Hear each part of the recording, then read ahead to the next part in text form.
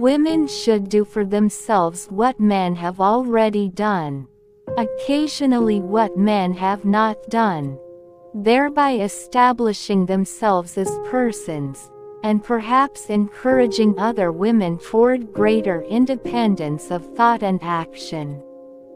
The most difficult thing is the decision to act, the rest is merely tenacity. The fears are paper tigers. You can do anything you decide to do. You can act to change and control your life, and the procedure, the process is its own reward. Everyone has oceans to fly, if they have the heart to do it. Is it reckless? Maybe. But what do dreams know of boundaries? The more one does and sees and feels, the more one is able to do, and the more genuine may be one's appreciation of fundamental things like home, and love, and understanding companionship. Flying might not be all plain sailing, but the fun of it is worth the price. No kind action ever stops with itself. One kind action leads to another. Good example is followed. A single act of kindness throws out roots in all directions, and the roots spring up and make new trees. The greatest work that kindness does to others is that it makes them kind themselves. Experiment. Meet new people. That's better than any college education. By adventuring about, you become accustomed to the unexpected.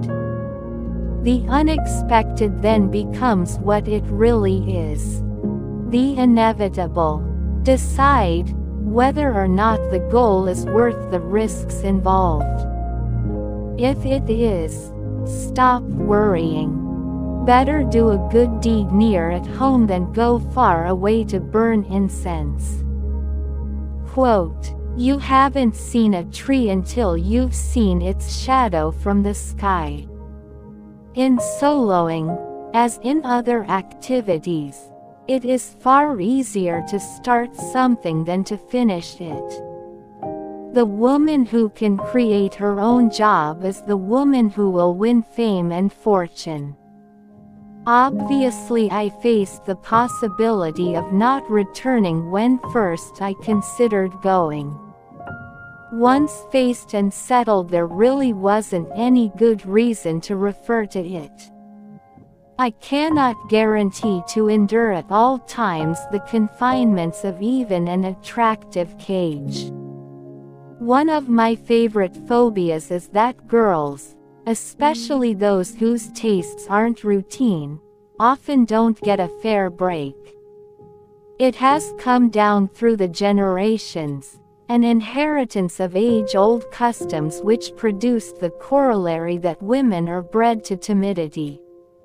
I have often been asked what I think about at the moment of takeoff. Of course, no pilot sits and feels his pulse as he flies. He has to be part of the machine. If he thinks of anything but the task in hand, then trouble is probably just around the corner. Women must pay for everything. They do get more glory than men for comparable feats, but they also get more notoriety when they crash.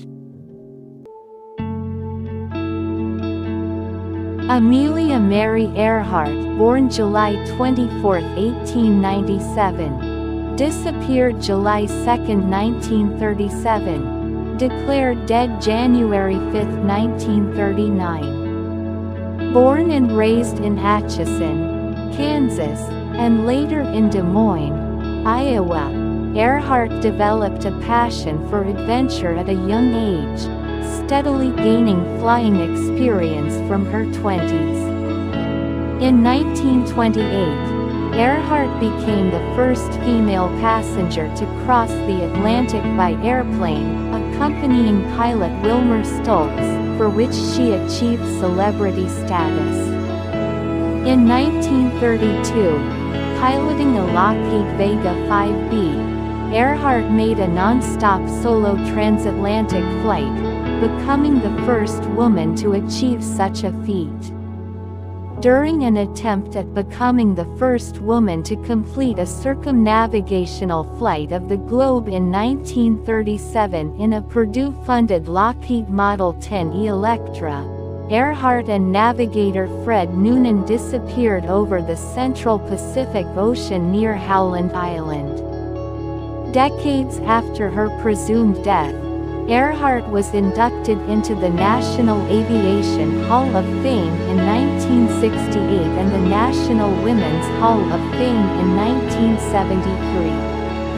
She now has several commemorative memorials named in her honor around the United States, including an urban park, an airport, a residence hall, a museum, a research foundation, a bridge, a cargo ship, an earth-fill dam, 4 schools, a hotel, a playhouse, a library, multiple roads, and more.